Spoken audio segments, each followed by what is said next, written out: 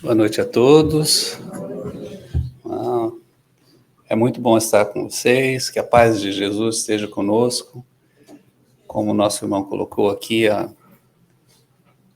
o dia já começa sendo um dia especial para nós, né? É muito importante a gente tomar a decisão de se cuidar. Eu acho que a mensagem que você abriu está totalmente conectada, porque o tempo, ele é o nosso melhor amigo, mas a gente precisa empregá-lo, né? A gente precisa saber usá-lo. Vamos ver aqui, eu não fiz o teste do... muito bem. Eu e Deus, Deus e eu. Lá da minha terra, acho que é coisa do mineiro, né? Eita mundão de Deus, né? Coisa assim. O objetivo da gente estar fazendo essa reflexão hoje a gente não tem falado muito aqui sobre a lei da adoração. E a lei da adoração faz parte da doutrina espírita. Então, a gente dividi em 3 blocos, tá? A gente falar um pouquinho, a gente revisitar os princípios da doutrina e a gente falar, né, dessa nossa relação com Deus, porque é importante a gente não somente acreditar em Deus. Acreditar em Deus é fácil. Experienciar Deus, buscar Deus dentro da gente o tempo todo e usar esse poder que Ele nos dá em benefício de nós mesmos, em benefício das pessoas que a gente ama, em benefício das pessoas que a gente tem alguma dificuldade, né? A gente tem os afetos e tem os desafetos, que são os afetos que estão em progresso, ou tivemos algum problema no percurso, mas o objetivo no final é ser tudo afeto. E é claro, né, como Jesus é o caminho, a verdade e a vida, a gente fechar nesse bloco. Tudo bem? Interessante, né? O que vocês acham desse tema? Vamos explorar isso. Vamos falar um pouquinho da lei da adoração, que está na 3ª parte do Livro dos Espíritos, onde que nós temos as leis morais. Em que consiste a adoração? É importante a gente conversar sobre isso, porque existem algumas ideias não muito completas sobre a adoração.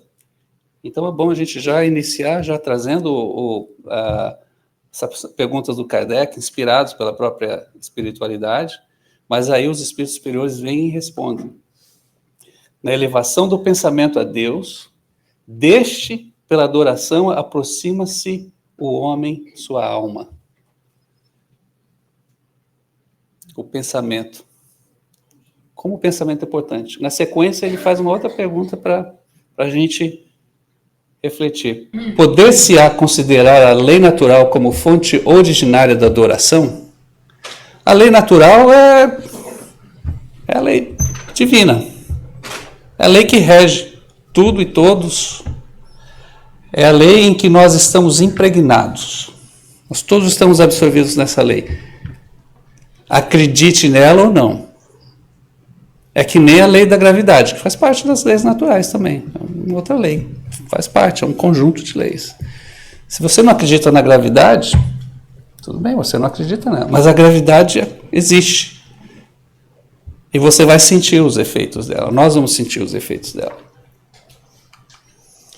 A adoração está na lei natural, pois resulta de um sentimento inato do homem, já está dentro da gente.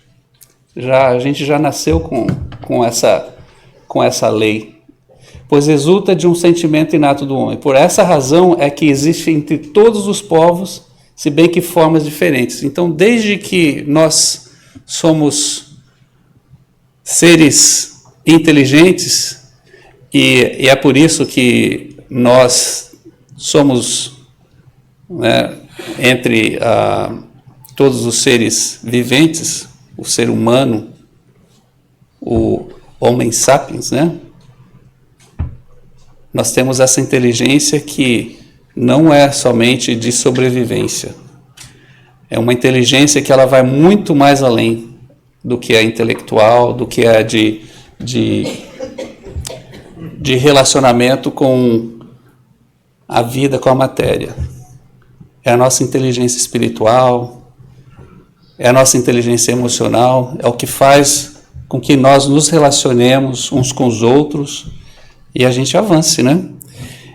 E se nós somos a criatura, tem que ter um Criador. Então já está dentro da gente, é como os espíritos mentores dizem, já é inato, já está dentro da gente. A gente não precisa fazer nenhum esforço. Nós já somos seres que sabemos que nós somos produto de um Criador, somos filhos de um Pai. Nós pertencemos a um Pai. É como se todos nós temos a nossa família, a gente sabe quem é a nossa família. Na sequência, eu trouxe essa imagem aqui porque, principalmente no movimento evangélico, a gente vê esse culto da adoração, em inglês se chama worship, mas é o culto da adoração, né? E é uma das partes mais importantes do culto evangélico. E no meu caso, a minha esposa ela é metodista e ela é evangélica, né? Desde criança, e ela aceita que eu sou espírita, ela vem quando ela pode, as crianças aqui, mas nos domingos ela participa do culto, eu vou, acompanho e acho muito bonito isso, e não tem como você não se ficar tocado, porque geralmente, né, eles têm uma banda e o pessoal toca as músicas são bem light, soft, e é sempre uma evocação a Jesus. Se você está evocando a Jesus, Jesus vai estar lá. Ele mesmo disse, dois ou mais estiverem reunidos em meu nome, ali estarei. E se nós estivermos num ambiente evocando a Jesus, os bons espíritos vão estar cercando a gente disso. Então, isso é nada mais que um magnetismo natural que nós temos. Por isso que a gente tem esse sentimento. A gente até vê que, às vezes, eu acho que tem que... aquela luz está apagada. Vocês estão vendo bem a imagem? Que do meu ângulo aqui está meio... Essa imagem só saiu... Tá bom, obrigado. É que, às vezes, o óculos aqui também não ajuda muito. Também. Continuando aqui, o Kardec pergunta, a adoração individual será preferível à adoração em comum? Aí ele pergunta, para a gente se sentir conectado a Deus, faz diferença se a gente tiver muita gente fazendo uma adoração específica, um culto específico? Como é que, ou adoração comum, ou a gente ter essa conversa com Deus separadamente, individualmente, faz diferença? Aí a resposta deles é, reunidos pela comunhão dos pensamentos e dos sentimentos, mais força têm os homens para atrair a si os bons espíritos. O mesmo se dá quando se reúnem para adorar a Deus. Ou seja, se nós estivermos reunidos, estivermos todos em comunhão de pensamento, claro, né? Mais bons espíritos, por exemplo, essa sala aqui, nós estamos, como a gente colocou desde a abertura aqui, não estamos aqui somente para estar em contato com Deus, nós estamos aqui, nós estamos recebendo mesmo. O magnetismo não é porque é invisível, a gente sente, existe. Não creais, todavia, que menos valiosa seja a adoração particular, pois que cada um pode adorar a Deus pensando nele. Excelente. Ou seja, a gente não precisa introduzir uma banda aqui próxima semana para a gente estar adequado. O importante para Deus, o relacionamento nosso com Deus é individual. Eu não posso ter um relacionamento com Deus para benefício do Márcio, por exemplo. O relacionamento de Deus com ele é muito pessoal. Eu posso, que eu gosto muito do Márcio, eu posso pedir a Deus para que ajude a ele. Não tem problema. E ele pode fazer o mesmo por mim.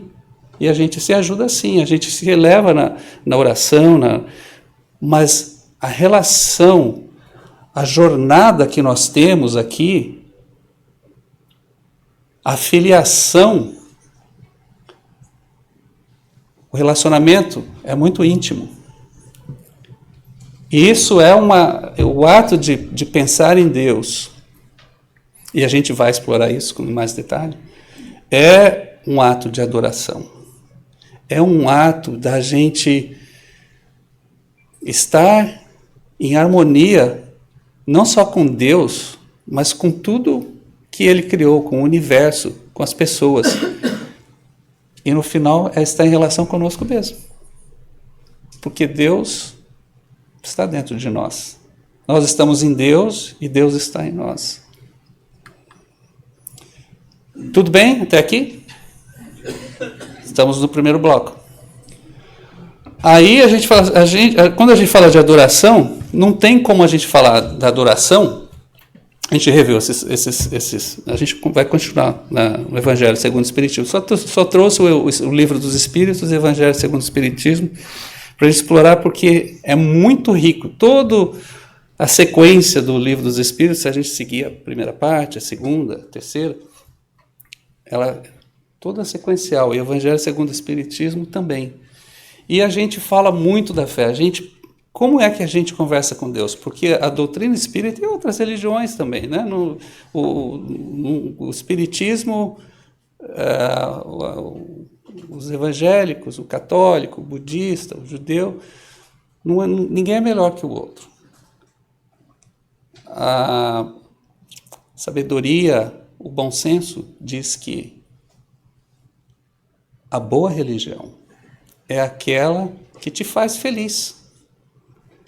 A boa religião é aquela que te transforma para ser uma pessoa melhor. Então, é como nós dissemos, o relacionamento nosso com Deus, nós não seguimos os cristãos, nós não seguimos os espíritas. Nós seguimos ao Cristo, nós seguimos a doutrina espírita. Porque nós, infelizmente, somos falhos. Então, esse está o grande problema. Muitas religiões, elas se misturam muito se impregna muito nas pessoas que estão conduzindo a coordenação. É por isso que nós precisamos, cada vez mais, estreitar esse relacionamento com Deus. Quanto mais a gente está mais próximo, trabalhando esse relacionamento, a gente está conversando com Ele, a gente não precisa de muito. É muito pouco que a gente precisa. E a gente tem mais lucidez, mais clareza, quando a gente recebe alguma informação ou alguma coisa que está supostamente nos educar, a gente consegue a entender e a valorizar aquilo. Voltando aqui, essa aqui é uma imagem que eu trouxe, que está no Livro dos Espíritos, na parte dos prolegômenos. Na verdade, eu vou voltar aqui um pouquinho. Perdão, tem que voltar aqui. Está vendo esse desenho aqui? Esse desenho está no Livro dos Espíritos, tá? E tem um significado. Na parte dos prolegômenos, voltando aqui, os espíritos que estavam conduzindo, o Livro dos Espíritos foi o primeiro livro da doutrina espírita. E quando eles estavam escrevendo essa obra, o Kardec, ele pediu para colocar, porque representa essa unidade entre o ser e o Criador. Deixa eu ver se eu consigo ler aqui, vou tirar os óculos. Ele diz, os espíritos dizem o seguinte: porás no cabeçalho do livro a cepa que desenhamos, porque é o emblema do trabalho do Criador. A cepa é essa parte que junta, tipo o galho, né, que está unindo a uva, ao cacho de uva à videira. Aí se acham reunidos todos os princípios materiais que melhor podem representar o corpo e o espírito. O corpo é a cepa, o espírito é o licor, a alma ou espírito ligado à matéria é o bago. O bago está fazendo o papel do perispírito. O bago é a polpa da uva. Enquanto o licor é o espírito, né? Não é essa simbologia, não é interessante? O espírito, né? Que é a essência da uva é o suco dela, né? É o licor, é o espírito, a nossa essência é o espírito. Mas a polpa é o perispírito, é onde que o espírito, para ele se manifestar, ele precisa de um agente. Então o perispírito é esse agente. E essa é uma imagem assim tão humilde da criação, porque nós estamos ligados à videira, nós somos a uva ali, nós estamos ligados à videira, e a videira é Deus, é a criação dele. Vocês já... Vou fazer uma pergunta meia boba, né? Que na verdade todo mundo já fez isso. Pegar uma flor e cortar ela, pega duas flores, coloca uma num vaso sem água e a outra num vaso com água. A flor pode ser a coisa mais linda do mundo. O que acontece com aquela que não tem água nenhuma no vaso? Ela seca, né? Por que ela seca? Não tem água, né? E aquela que tem água, por que ela continua? E tem certas plantas que ela até cria raízes, né? Se você, dependendo do que você colocar, você depois planta ela na terra, ela cresce. É porque a água é essa conexão com a vida. A flor, quando ela foi tirada do ramo, quando ela foi tirada da árvore, da planta, ela passou por um trauma, né? Estava lá, tranquila, alguém foi lá e tirou a coitadinha. Mas, na verdade, ela está servindo o propósito, né? Ela está servindo o propósito de adornar, de embelezar. Mas, ao mesmo tempo, aquela água, aquele fluido, ele é representante da vida. E assim nós devemos ser. E assim é a nossa ligação com Deus. É por isso que a espiritualidade superior trouxe esse emblema para lembrar a gente que nós temos que estar sempre presos à videira. Porque se nós estivermos separados dela, nós estamos separados de Deus. E separados de Deus, a gente não tem muito a oferecer. A gente murcha logo. E a gente está falando da fé, correto? A gente não tem como falar da fé sem falar do nosso relacionamento com o mundo material.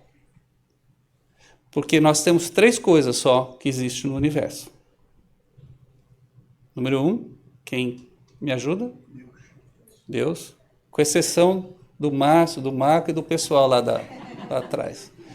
Tudo bem. Número 1, Deus. 2, 3 coisas só que existem. Só existem 3 coisas. 2, matéria, perfeito. E o 3, terceiro? Espírito. Deus, matéria e espírito. Deus, a gente não consegue ver, né? E a matéria é totalmente ao contrário. E o espírito a gente não consegue ver também. Eu sou espírito? Eu consigo me ver. Ah, não, mas eu consigo ver o meu corpo. Eu consigo ver a minha matéria.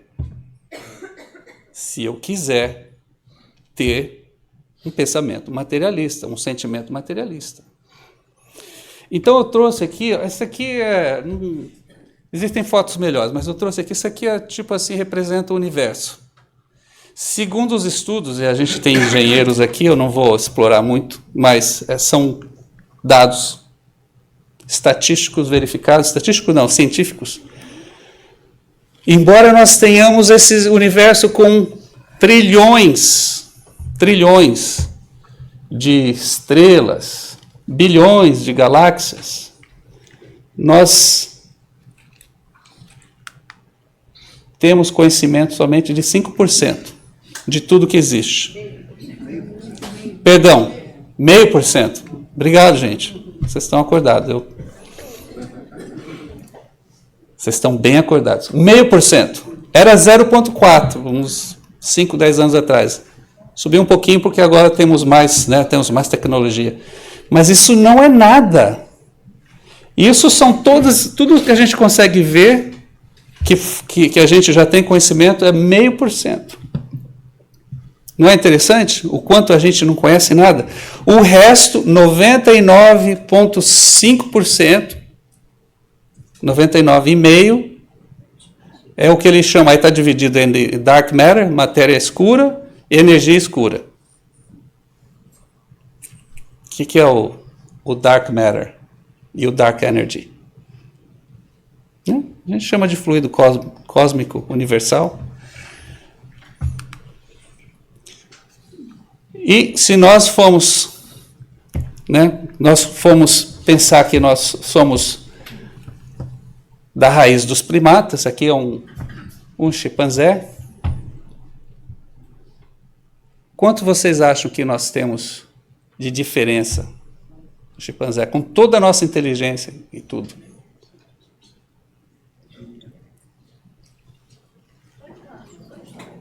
Quem chuta mais?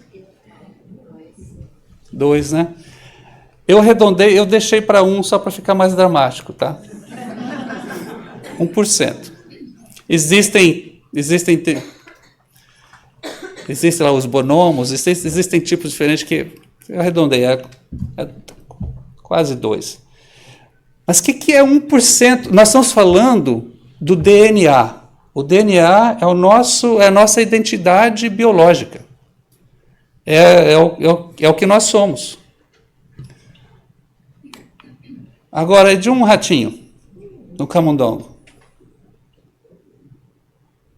O que separa a gente de um camundongo no nosso DNA, na nossa identidade biológica? 10%. É a mesma porcentagem de uma vaca. Ou de um boi. Então, não é muito, não é verdade? O nosso DNA difere em mais ou menos, né? Não são dados exatos aqui, gente. Estão arredondados, tá? 10% isso não é nada. Isso significa que não é possível que toda a nossa inteligência esteja na nossa matéria. Vocês concordam comigo que o espírito faz sentido? Nós temos um ser espiritual tendo uma experiência, um corpo físico. Mas nós, em essência, somos espírito. A nossa inteligência é no nosso espírito. O Kardec aqui anota no livro, no Evangelho segundo o Espiritismo, no capítulo 5, Bem-aventurados aflitos, no item 19, o mal e o remédio, Santo Agostinho. A fé é o remédio seguro do sofrimento. Mostra sempre os horizontes do infinito diante dos quais se esvaem os poucos dias brumosos do presente. Não nos pergunteis, portanto, qual o remédio para curar tal úlcera ou tal chaga, para tal tentação ou tal prova. Lembrai-vos de que aquele que crê é forte pelo remédio da fé, e aquele que duvida um instante de sua eficácia é imediatamente punido, porque logo sente as pungitivas angústias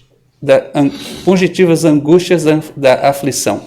Ou seja, a fé é um poder. Mas é mais fácil não ter fé do que ter fé.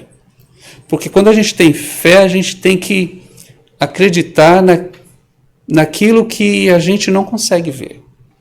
O bom senso e a sensibilidade vai nos trazer até a fé.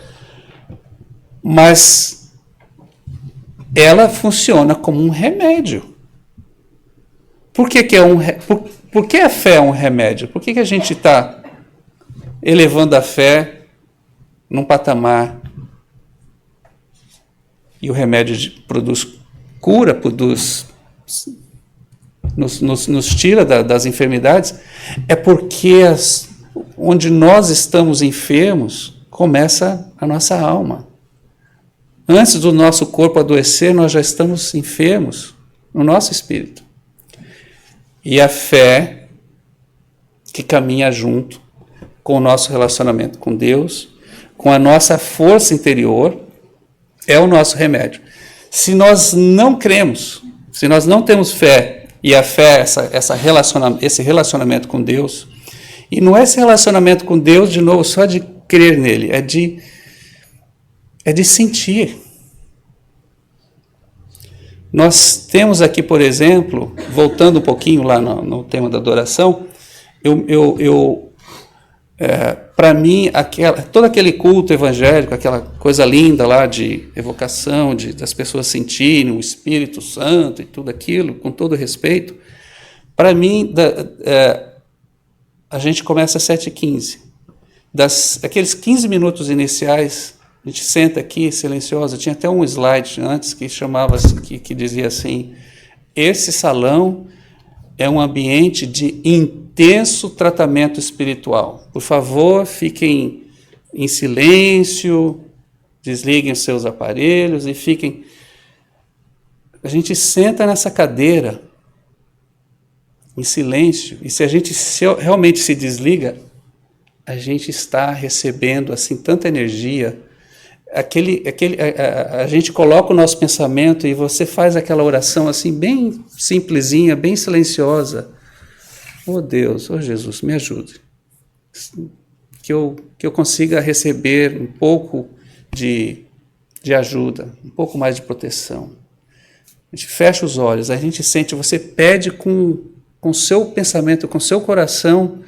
Meu Deus, faz uma diferença. É como se nós estivéssemos recebendo assim um bálsamo, e aquilo vai limpando aquelas negatividades, aquelas energias da semana inteira, alguma coisa que está incomodando a gente precisa estar em conexão com Deus, a gente precisa estar fazendo esse movimento, porque isso é pensamento e energia, e a gente precisa dessa energia. A gente está falando do remédio, a fé é um remédio, mas nós precisamos energizar, a gente precisa dar a essência a ele. Continuando, qual que é o caráter geral da prece? Como a prece é a nossa ferramenta da fé, dessa conexão com Deus, como a gente conversa com Deus, como a gente melhora esse relacionamento? A gente precisa estar fazendo a prece, a gente precisa estar em oração, a gente precisa estar reflexivo, e a gente precisa estar num estado, se a gente estiver necessitado, nós temos que estar num estado de receber. Mas antes de receber, se nós não fazemos a entrega, porque não tem como você viver uma dualidade. Ou você tem fé, ou você não tem. Quando nós fazemos essa entrega, aqui está, meu Deus, toda a minha vida, tudo que eu sou, tudo que eu tenho, tudo que eu sinto, eu coloco nas suas mãos. Esse é o tipo da oração que eu faço, uma prece muito rápida. Quando a gente senta no avião, a gente não sabe o que vai acontecer. Eu não sei vocês, mas eu ainda tenho... Me dá um pânico de pelo menos 5 minutos, quando, depois que sentou, está quietinho ele lá, e dá aquele... não tem jeito. E aí, mas eu juro para vocês, é imediato. Eu faço essa precezinha simples, mas eu coloco todo o meu coração. Eu falo assim: Deus, nas suas mãos eu coloco a minha vida. Seja feita a tua vontade. Mas eu peço toda a proteção. Cuida de mim, que a gente possa chegar no nosso destino. Só isso.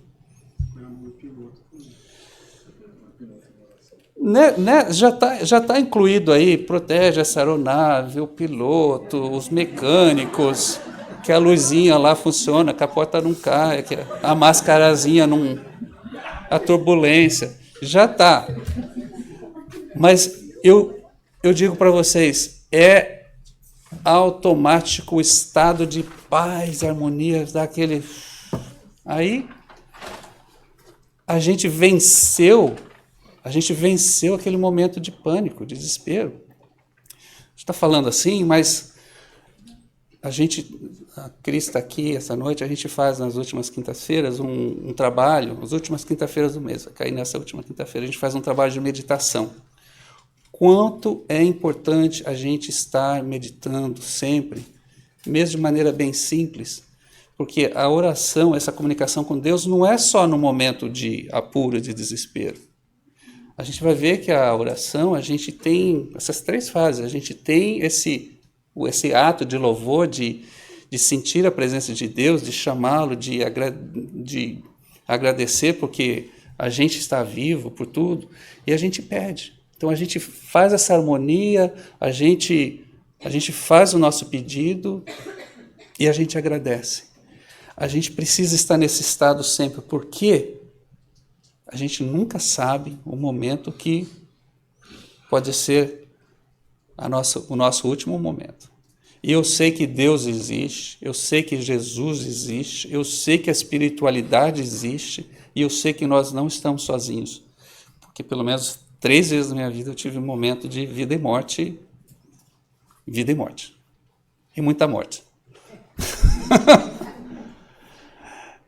E quando eu estive do lado de lá, que eu tive toda essa lucidez, porque interiormente a gente não está articulando as palavras, mas no seu sentimento, nos seus pensamentos, você está sempre assim, muito obrigado, Deus. Você faz aquele agradecimento por coisas assim que acontecem e pedindo e pensando. Quando chega no momento do seu destino, do que for que vai acontecer na sua jornada, quando a gente está lá vulnerável e necessitado, eles estão lá nos ajudando. É muita a nossa ajuda.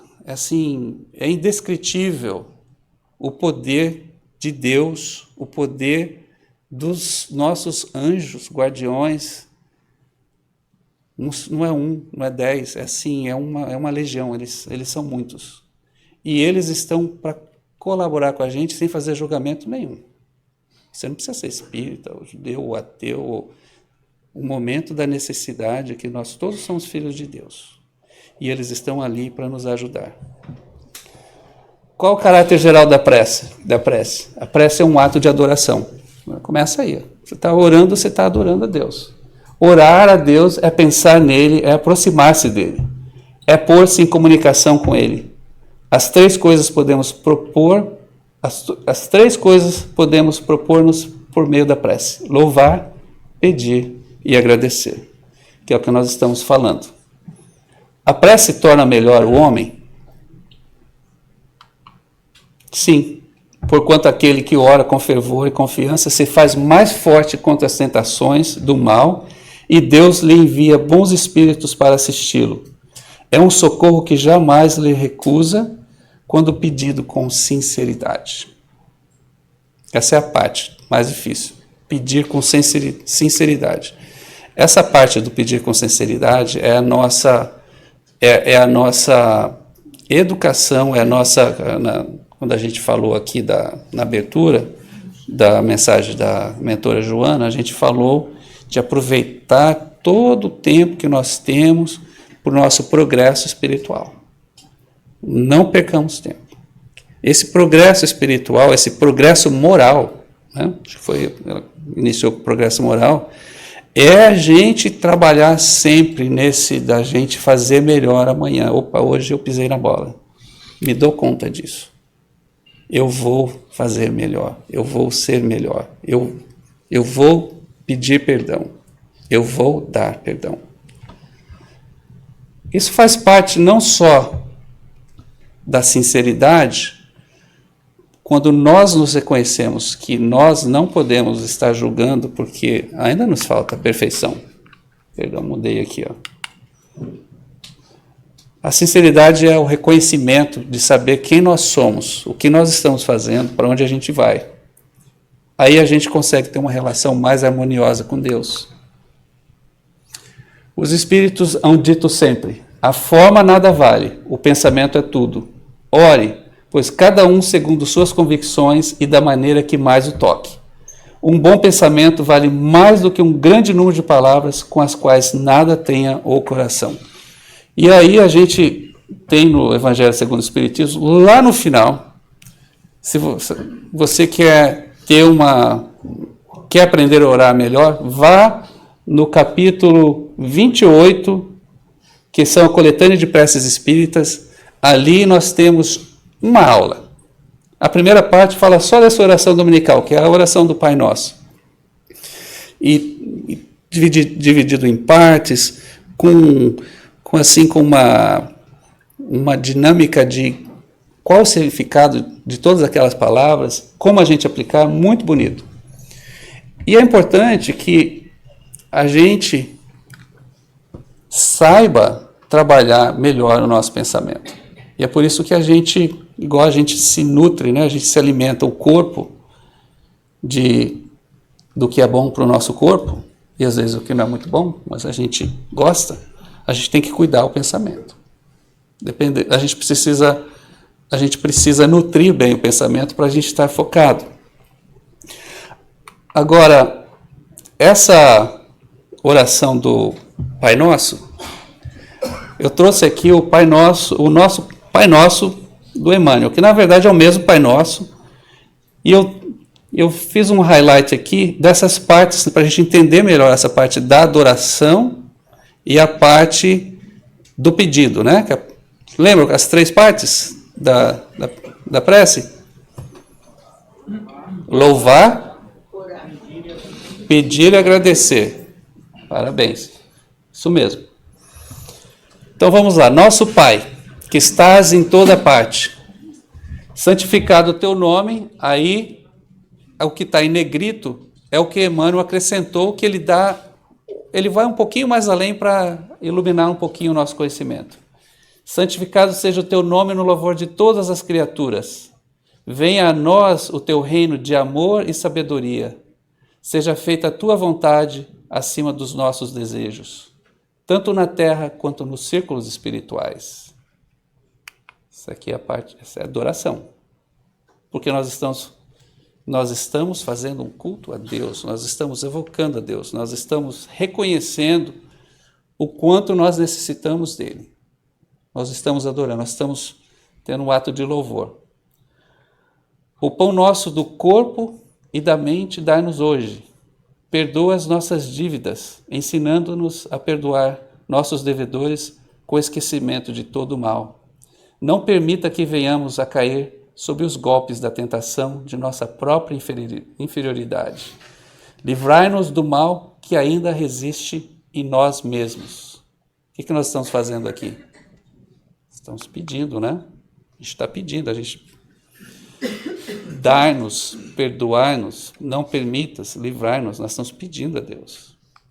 Porque só em ti brilha a luz eterna do reino e do poder, da glória e da paz, da justiça e do amor para sempre. E a gente fecha com a adoração. Assim seja. Emmanuel, psicografado por Chico. Aí vocês podem pensar, Valdo, não está faltando a parte terceira parte lá, o agradecimento, né? Adoração, pedido de adoração. Está faltando? Não está faltando. Acontece que o agradecimento é um prelúdio à nossa oração. Muitas orações ela vai ter só mais ou menos esse formato. Ela não vai ter necessariamente o agradecimento. Muitas vão começar. Nos Salmos é puro louvor. E pedido também. O agradecimento é um estado de espírito. É tipo uma condição para nós orarmos. É aquilo que eu estava falando. Quando nós entramos em harmonia de Deus, eu preciso orar. Eu estou em apuros. Ou estou precisando.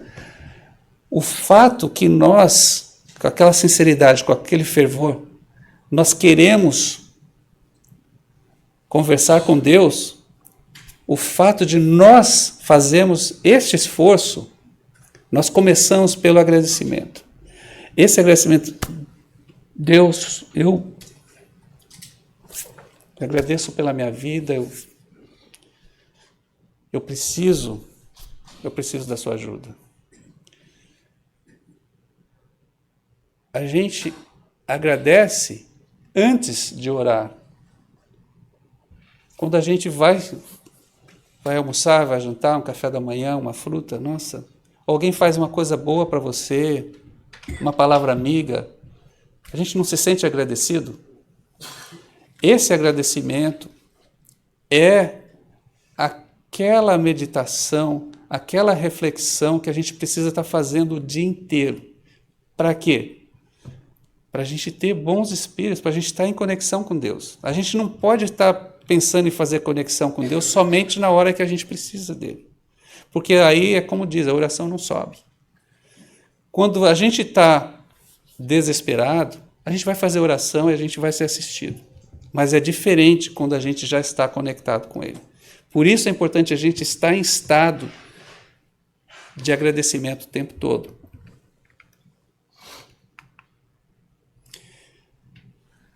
Aí, eu trouxe o Chico aqui um pouquinho, a gente tem que cuidar aqui do tempo um pouco. A pergunta é a seguinte, Valdo, lá nas Escrituras Sagradas, na Bíblia, não está todo, não é todo o que a gente precisa para te conversar com Deus, todo o instrumento da fé, se a gente ler a Bíblia, se a gente praticar o que está na Bíblia, não é suficiente? Ou seja, para que eu preciso ir num centro espírita, um grupo evangélico, uma igreja, ou disso, ou daquilo? Se a gente só seguir a Bíblia, não é suficiente?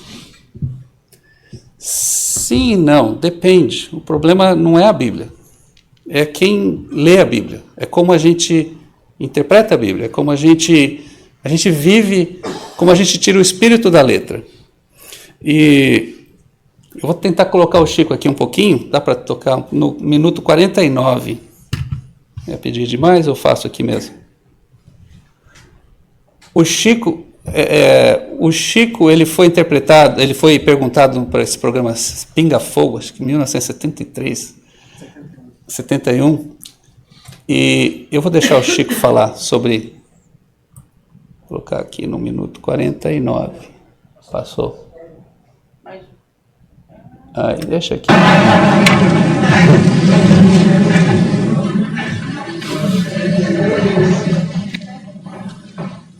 A pergunta do nosso caro amigo, que nos interpela a respeito do texto bíblico, está emoldurada de um tamanho carinho que, inicialmente, nós agradecemos esse tom de fraternidade e ternura humana com que ele emoldura a questão para se dirigir a nós.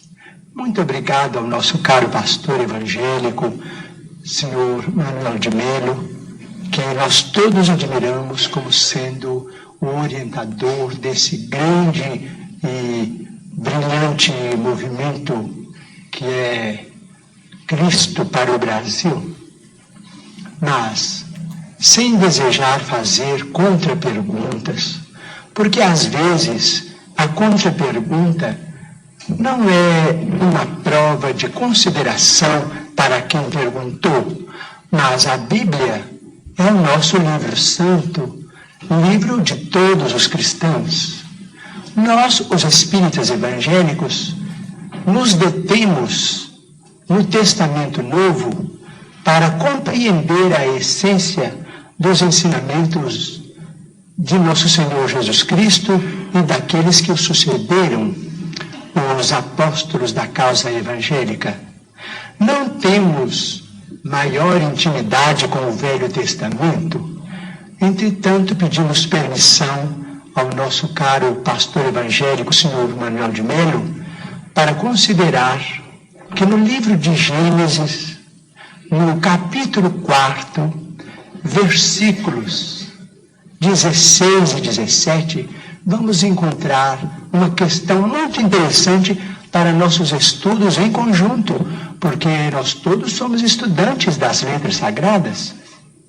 O capítulo 4 trata, por exemplo, da união de Adão e Eva para o nascimento dos seus 3 filhos, Caim, Abel e Sete. Sabemos por esse texto, o capítulo 4 do livro de Gênesis de Moisés, que Caim exterminou Abel.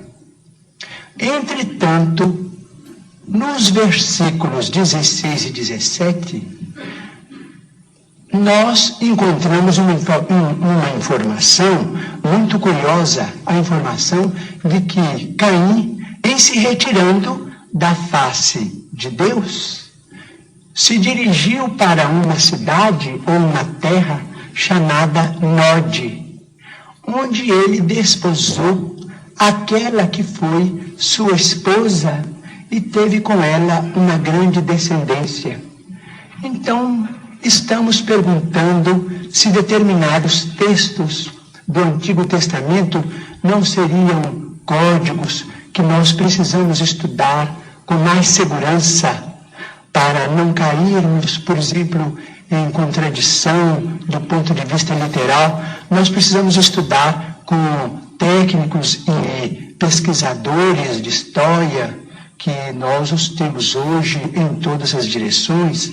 Digo isso com o máximo respeito, porque se Caim matou Abel antes do nascimento de Sete, mas casou-se numa cidade chamada Nod, onde encontrou a sua mulher, aquela que foi sua esposa, e com ela teve uma grande descendência, o assunto exige estudos especiais de nós todos. Porque, segundo a criação no jardim edênico, a família inicial teria sido constituída pelas 4 pessoas às quais se refere o nosso caro pastor evangélico. O Chico, ele acabou... Você viu a educação, o carinho que ele responde? O pastor evangélico estava se referindo, fazendo uma pergunta que era assim um pouco difícil de... que ele nem mesmo entendia, queria falar sobre a reencarnação, e Chico falou assim, bom, vamos trazer a completude disso, né? Ou seja, é um pouco complexo para a gente falar do Antigo Testamento por causa desses códigos todos. Peraí, tem que fechar aqui. Vamos ver. Passa para frente, passa para trás. Vou deixar os nossos amigos da mídia passar para o próximo slide. Ou eu posso ir aqui mesmo. Senhor Manuel de... Ok. Eu trouxe aqui rapidamente porque nós tampouco podemos ignorar a Bíblia, tá? Nós, como diz o Chico, nós nos detemos no Novo Testamento. Mas dá uma passadinha rápida. Essa parte tem a lei ali de Moisés, os 5 primeiros livros, esse é o Antigo Testamento. Aí tem a parte histórica, tem uma parte que é de poesia e uma parte de profecia, com todos os profetas. Aí vem o Novo Testamento, que aí tem os 4 evangelhos, Mateus, Marcos, Lucas e João. E aí vem as cartas, aí as cartas de Paulo e as cartas dos apóstolos até a Revelação, que é o Apocalipse.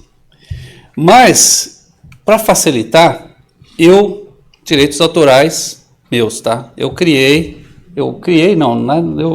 fiz uma adaptação, chama-se a Bíblia Essencial. Os mandamentos mais importantes contêm um parágrafo. O resto são todas notas de rodapé. Vocês querem ver essa Bíblia?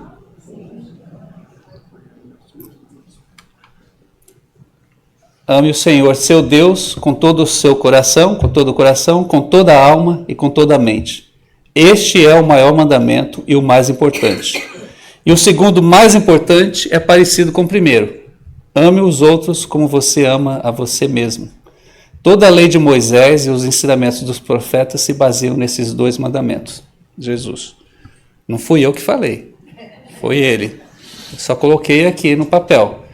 Aí, o resto é nota de rodapé. Eu imagino que vai ter mais ou menos umas quase umas 200 notinhas de rodapé. Por exemplo, ali, essa passagem ali, o Evangelho de Mateus, capítulo 22, 27, nova tradução no livro atual, Lei de Moisés, também conhecida como Pentateuco, são notinhas de rodapé. Mas essa essência, é isso, todo o propósito da missão de Jesus, da transformação nossa, daquele espírito que estava desviado do caminho, não tinha, a gente estava sendo mal conduzido. Ele veio para ser realmente o caminho, para trazer a essência. A gente não pode ficar preso na forma e a gente acabar se distraindo e ir para... E a gente, às vezes, né, a gente traduzindo no dia a dia e na nossa evolução, a gente, às vezes, perde muito tempo, né, falando do tempo, e a gente desperdiça, não diria desperdiçar, mas a gente ganha muito pouco numa existência, e a gente tem que voltar e repetir muitas das coisas que a gente já poderia ter aprendido na missão. Jesus veio para facilitar isso e para nos educar. E quando a gente pensa em coração, a gente não está falando amar a Deus, volta aqui, ame o Senhor, seu Deus, com todo o coração. O coração, nós não estamos falando dessa máquina que pulsa 100 mil vezes por dia, que a gente, quando ela falha, é complicado, né? Não estou falando disso. Faz parte da vida biológica. Mas o coração é muito mais que isso. O coração é o nosso sentimento, é quem nós somos. É quem nós somos na essência, o nosso espírito, é a nossa integridade com o Criador.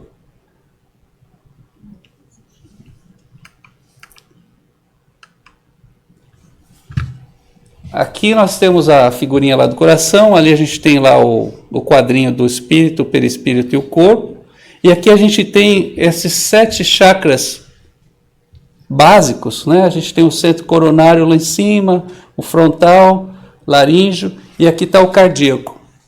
Esses são centros de força, são energias, são bioenergias, e são todas conectadas umas com as outras, porque o nosso ser espiritual, nós precisamos desses agentes, desses instrumentos para a gente se relacionar de espírito para espírito, né? A gente está usando aqui a fala, estamos falando, mas nós estamos aqui transmitindo uma energia espiritual do meu coração, do seu coração, aqui nesse centro cardíaco, da mesma forma que biologicamente ele está pulsando, ele é um motor, né? Uma máquina.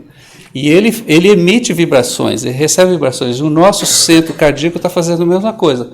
A gente recebe energia vertical e a gente distribui e recebe energia no plano horizontal. Estamos aqui, recebe daqui e a gente está se permutando assim. Eu estou recebendo a energia de vocês estão recebendo energia minha, que nós temos vários espíritos que estão nos ajudando, eles estão emanando energia e nós todos estamos absorvidos num campo energético, magnético, de uma vibração de permuta, e quando nós estamos falando de Deus, nós estamos com os nossos pensamentos elevados a Deus, é uma energia boa, gostosa. A gente precisa revisitar momentos em que a gente precisa redirecionar melhor essa energia para a gente estar sempre refinando, estar em mais harmonia, a gente ter mais a facilidade da autocura. Por que Jesus é o nosso caminho, verdade e vida? Porque para o homem Jesus constitui todo tipo de perfeição moral que a humanidade pode aspirar na Terra. Deus nos oferece como o mais perfeito modelo e a doutrina que o ensinou é a expressão mais pura da lei do Senhor, porque o Espírito Divino o animava e porque foi o ser mais puro de quantos tem aparecido na Terra. O nosso tempo está acabando, acho que é 5 minutos mais. A gente vai deixar por uma segunda palestra para falar sobre a transcendência. A gente não vai ter tempo de falar sobre sobre essa dinâmica que eu fiz aqui. Eu só vou passar rapidamente, tá? Volta aqui.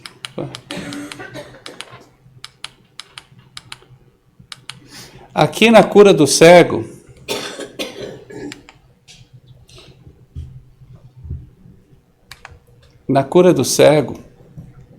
Jesus, ele traz para nós uma terapêutica que faz a gente dar uma despertada assim total. É uma das passagens dos ensinamentos de Jesus que eu acho que é assim mais terapêutica. Mas ele é sempre nessa moral da transcendência. A transcendência e o progresso moral são somente alcançados com a educação do espírito. Ou seja, é errando que a gente aprende. E a diferença entre sermos inteligentes e sábios é que sermos inteligentes nós aprendemos com os nossos próprios erros. E quando a gente é sábio, a gente aprende com os erros dos outros. A gente não erra mais, a gente aprende. A questão do tempo. No capítulo 5 do Evangelho segundo o Espiritismo. No entanto, já não há mais tempo. Como o obreiro preguiçoso que diz, perdi meu dia, também ele diz, perdi a minha vida.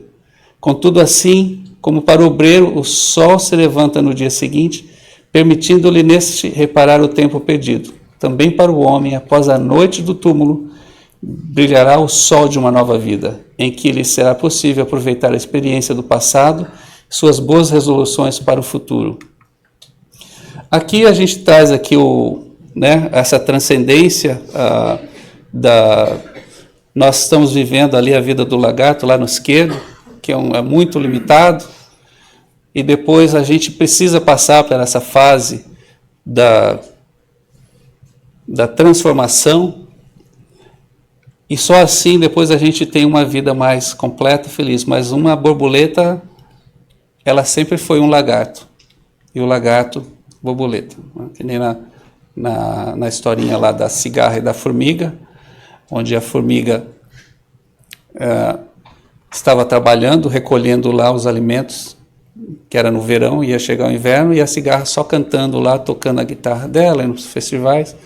Aí a formiga, vai trabalhar, para de cantar. Não tem problema não. Aí chegou o inverno, a cigarra bateu na porta da formiga, você, eu estou passando fome, pode me ajudar? Assim, o que você estava fazendo quando a gente estava trabalhando? Eu estava cantando. Agora você dança. É a lenda da formiga, mas é uma lenda assim que a formiga ela precisa passar pela transcendência, e também a cigarra, porque faltou caridade para a formiga. Mas ela não está errada. Mas e a cigarra, ela viveu a vida, a formiga viveu a vida do lagarto, e ela teve o senso da responsabilidade, enquanto a cigarra viveu a vida da borboleta. Faltou para os dois o bom senso. A formiga, pelo fato dela, ela viveu um determinismo, ela fez o papel dela, mas quando chegou a oportunidade dela ajudar, dela educar, ela bateu a porta, a cigarra morreu, e na próxima vida talvez a cigarra volte como um lagarto e ela aprenda, né, na existência que vem. Então, para uma futura palestra, a gente faz essa dinâmica. Eu vou deixá-los aqui para a gente encerrar, e a gente está falando de adoração a Deus. Eu queria que a gente, nesse momento, fizesse uma pausa e uma reflexão no Salmo 23, Davi. Se você quiser fechar o olho, fecha, senão, quando Deus está presente na natureza, então a gente trouxe a natureza aí, se a gente precisar fazer qualquer busca e encontro de Deus, um caminho na natureza. E no Salmo 23 ele diz, o Senhor é meu pastor, nada há de me faltar. Ele me faz deitar em campos verdes. e me leva para águas tranquilas. Ele refresca minha alma. Me leva para as veredas da verdade, em defesa do seu nome. E por mais que eu caminhe pelo vale da sombra e da morte, eu não terei medo algum, porque o Senhor estará comigo.